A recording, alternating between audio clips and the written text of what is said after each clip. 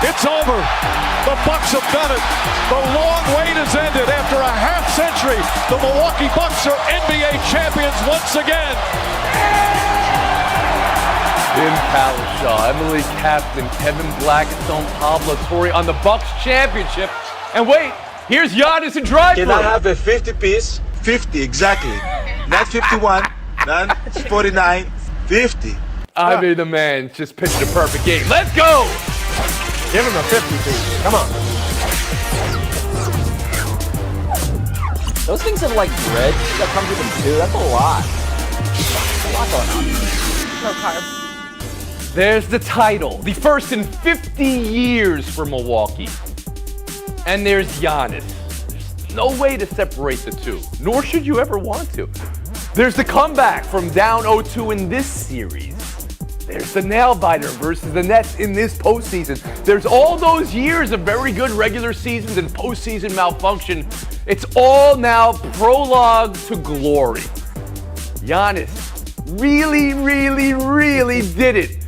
And did it by scoring 50 in a finals closeout. Really, Tim Calishaw, when you take in this championship in its entirety, what's the first thing that bowls you over?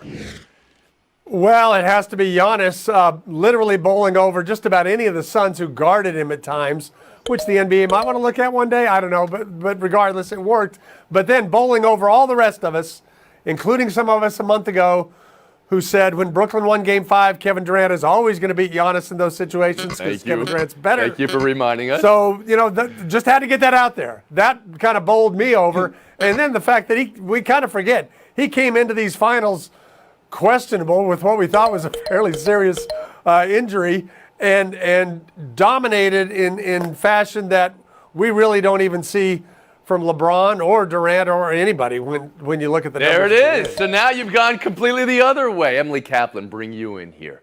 The number one takeaway from this Bucks championship. Yeah, the fact that Giannis is 26 years old, he has already evolved so much in his game, but it still feels like he has so much room to grow. And you talked about James Harden, KD, LeBron James. Those are the guys ahead of the season we were talking about as the best in the league. They've got 5-6 years on this guy. And free throw shooting, that was the one area of deficiency he had. 17 for 19 in the clinching game. And I just think of that story a year ago when his free throw shooting wasn't where it was and he was practicing. And every time he missed, he made his coach or his girlfriend run. And it tortured him seeing the people suffer for his mistake. And honestly, that humility and work ethic, that's what makes him special. That is a great piece of information, Emily. Kevin Blackstone, number one takeaway from this Bucks championship. I would say doubters defeated. I mean, because that's what so many people had about these Milwaukee Bucks. Let's start with their coach, who picked up the nickname Coach Bud, and everybody said he didn't know what the hell he was doing. Let's talk about Giannis with all the personal hardware he had, and the last time we would see him in postseason, he would have his head down, he would be on the sidelines, and his team would be losing. The free throw shooting. Here's a guy who made 8 free throws in the last 2 games below 50%, and all of a sudden, just from work, just from concentration, got it done at the free throw line. And then you look at a guy like Drew Holiday, the great pickup back in November, was having an absolutely horrible postseason, couldn't make a shot, but at least he came through on the defensive end and held a guy like Booker to 0 for 7 from the three-point line. So, perseverance. Pablo Torre, number one takeaway. That we have a really simple storyline for all of the other details Kevin threw in there. And the storyline is that Giannis Antetokounmpo is an unprecedented sort of player, Tony. This is a guy who had the domination of a Shaquille O'Neal down low. I believe he had 67 of his 76 made field goals in the finals from the paint, dominating the lane. This is a guy with a trophy case at age 26, as Emily alluded to, that can only be matched by Akeem Olajuwon and Michael Jordan. And this is a guy who, as all of these free throw questions and the jump shot questions indicate, has severe limitations. He is not a shooter. He is very much still not that. But what does Mike Budenholzer do finally after everybody yells at him, it feels like, in the basketball world for series after series after series? He keeps Brook Lopez on the bench and spreads it all out so Giannis can dominate in the middle surrounded by shooters. And yes, he drops a half century in a title clinching game, which we've not seen before. Not when you have 10-5 also on that same. Yeah, Bob Pettit's the only one to have 50 in the closeout game of a final, but Giannis, one of 7 human beings to have 50 in the NBA Finals. And I'll go back to Tim Kalishaw, because Pablo was adept at avoiding a certain word and said storyline. The storyline was for Giannis for so long, there are parts of his game that are glaring weaknesses. And that was true of the Bucks too. They couldn't close out games with a star like Giannis. What do you see now from Giannis in that 50-point Game 6? Well, I mean, I think he's learned things from those other playoff disappointments.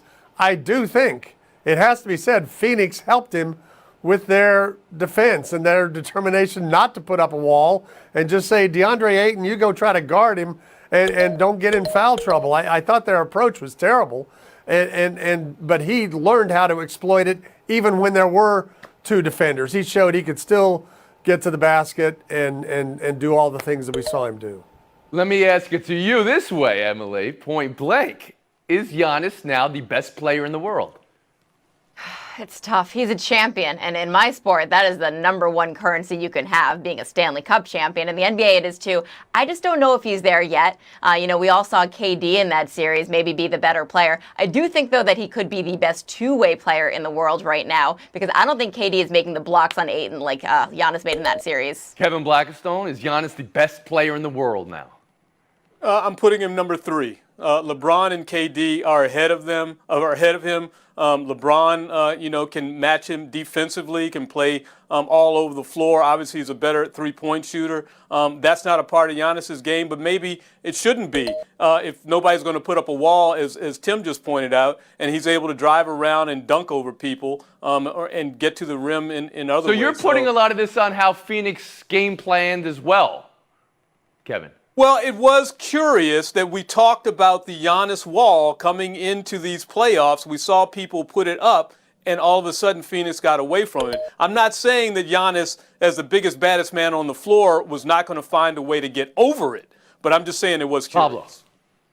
No, he is the best player in the world today, right now. He is not as complete as LeBron and KD, but he is the jolly apex predator, Tony, of the NBA. That is who we have now. That is our king. I don't know how you can have any other conclusion after watching this NBA Finals. I am sorry. The story of how the Bucks got here is drafting Giannis at 15, right? Which is just absurd to think about now. But it's also developing and riding Middleton, who was a D-League player a decade ago, and the work he put in to get to where he is now is a great story. It's the holiday acquisition this summer. Bobby Portis and PJ Tucker for all the grit. Brook Lopez is the highest drafted player on roster at 10. But did you hear what Giannis said after the game? I think you know what I'm talking about. Roll tape. Like, it's easy to go somewhere and go and win a championship with somebody else. It's easy. I could go, I don't want to put anybody on the spot, but I could go to a super team and, just do my part and win a championship, still one. But this is the hard way to do it, and this is the way. Pablo, how do you hear Giannis there? Some are thinking it's a shot at Durant or Harden or LeBron or super teams. Maybe it's just plain fact. But how do you hear him? Tony, Giannis gives TED Talks after games now, and this was one of them. This was him getting to crow and say, look, if you do what I did, if you refuse to go to the big markets and you stay with the team that everybody said, pretty much literally everybody said, you can't win a title with, you get to say stuff like this. I am here for even the slightest hint of pettiness, although I think in that case it was just blunt truth. Kevin? Yeah, well, we wouldn't be talking about super teams if not for what we've seen KD do in following LeBron, in following what happened up in Boston, in following what Charles Barkley tried to do going around the country, in following what the Lakers did when they grabbed Sam Perkins from Dallas, although that didn't work out for a championship. So, but these are direct shots at LeBron and KD. But I think particularly with LeBron, given what we know his history is. Why did he go there? I don't know. But, do not throw Chris Middleton, a 2-time All-Star who dropped 40 in this series and hit maybe the biggest game last night of the entire game, under the bus. Mm-hmm. Emily Kaplan, he went there. He was asked a question, I think is part of the reason why he went there. But the way he answered it, how did you hear it? I heard it as straight truth. I mean, it's not just about Brooklyn. This is what the NBA is. Chris Paul was the 5th player in the last 5 years to join a new team, be all NBA, and then make the NBA Finals. That's what everyone does. If you're a veteran player, you get to pick where you want to go and where you think you're going to win. So Giannis is showing there's a new blueprint, and I think that's really cool. Tim Kalishaw.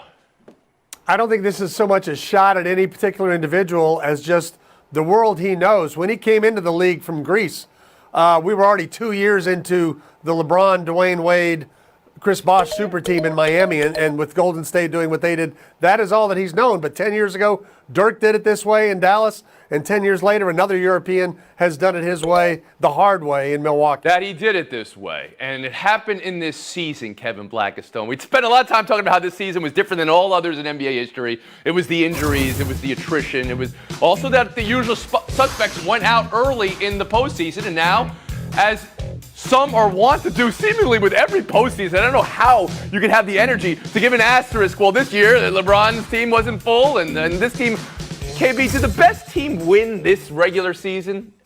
Absolutely, the best team won this regular season. I told you as the season was winding down and these guys were winning 9 of their last 12 that the Bucks had put it together. One of the best defensive teams, if not the best defensive team in the league. They were leading the league in scoring. And guess what? They overcame injuries too. Let's not forget they lost a guy who they were leaning on as a starter and had to replace him during this postseason. Yeah. Pablo Torre, did the best team win this season? Yes, and I don't know who you'd say would be the best team if not for these Bucks. I was there in Game 7 in Brooklyn, that half an inch of Kevin Durant's shoe keeping them from advancing, but they had no answer for Giannis either. Like, let's just keep in mind, what the Bucks have done is peak into the finals. This is better than any other team I've seen in these playoffs, this version of the Bucks. Every season, somebody wants to put an asterisk on, well, they did it against this team. There's always injuries. But the fact is, Brooklyn was without, a full Kyrie Irving and Harden. And Kevin Durant was 1 foot away from really, winning that series. Tim, did the best team win this season? 4 days ago when the series was 2-2, a lot of us would have said Phoenix was the best team. Precisely. Thank you for bringing that up. Shown that. And now mutes for everybody. But Milwaukee was the best team built for the finals because of the physical nature that teams are allowed to play, and Milwaukee just overpowered them. Kaplan, last question to you. Yeah, to that point of Tim, though, before this series, we're talking about Phoenix being the deepest team. They'd made them look not that deep anymore. They made them look thin. With Brooklyn, we only got fragmented of them. Milwaukee is the best team. They won a team championship. We'll talk more on this series and on Phoenix in a second. The story of Giannis is not complete without the story of his family. He will tell you that every opportunity he gets. And the Antetokounmpo family, the chosen Greek name, which Giannis had all took on after the 20-year process for naturalization there. But the family is Antetokounmpo, and forgive my pronunciation there, in Yoruba, meaning roughly the king or prince or royalty from a foreign land, or maybe more precisely returning home. It's a Nigerian honor after royalty born overseas, and there can't be a more perfect name for Giannis right now. We'll be back in Buy or Sell. Around the Horn is brought 2-0 in the NBA Finals and not close it out is just brutal. But to be a team that didn't make the playoffs for a decade, then get all the way here, let that sit for a second. What now for the Phoenix Suns? Well, Devin Booker, DeAndre Ayton, Mikal Bridges, Monty Williams. That seems obviously optimistic, exciting young core. What now for Chris Paul? Maybe you feel differently about that. At 2-0, it was so close to a ring, and now another door closes on him. Tim, what now for Phoenix and CP3? A lot of NBA people, probably including the Houston Rockets, thought he was done when he lost out in that conference finals against Golden State. You see what he's done in Oklahoma City and Phoenix. He's got to give it one more shot. When you're that close to winning, this team has got to give it a run, and he'll take that option. Kaplan? The Suns have an owner with a history of money-saving moves, so they've got to change that because these guys got to get paid. As for Chris Paul, I do worry about him, though, because he does have this propensity to get hurt at the end of years or not be able to finish the season that strong, and that doesn't portend for him ever winning a championship. Kevin Blackstone. I think about the Seattle Supersonics back in the day who got to the finals against the Bulls, lost. They were a young team. Everybody said, man, can't wait for them. And look what happened. Get those guys signed, keep that core together. And CP3, you can't go too many other places. Stay where you're at. Pablo Torre. At the risk of learning nothing from today in this entire NBA playoffs, I do feel like if Chris Paul wants to win a title, there's a certain LeBron James out in Los Angeles that would really love to have him, and I think that. There you go. Tony, So you're connecting that. That's easier, man. I am, absolutely. And so is Chris Paul, if he's being honest with himself. Of course he is. Of course he is. Was too much asked of Paul at this stage in his career to make it through all the series. He was so good in Game 1 and Game 2. And then, Terrific. I mean, was it too much to ask, in your opinion, Pablo? Well, he was banged up, right? Torn ligaments in his arm that we still don't fully understand. COVID protocol, right? The shoulder. All of it is a lot. He needs more help. He needs someone else to be the guy to So bear you the load. say Devin go to Booker Los right now is Angeles not Lakers. that. Is anybody with Pablo Torre that Chris Paul's? It's No. Pablo. No. Pablo. Do it the hard How way. dare you do this? The Phoenix fans. We'll move All on. right. Buy or sell to the Olympics. It started again before the opening games. They always do this. I never get it. Sweden 3, the U.S. women's national soccer team 0. A stunning result. 44-game unbeaten streak snapped. Look at the quote from Rapinoe. And now another U.S. super team loses. This one, unlike the basketball ones, counts. Emily, how concerned should the U.S. women's national soccer team be here?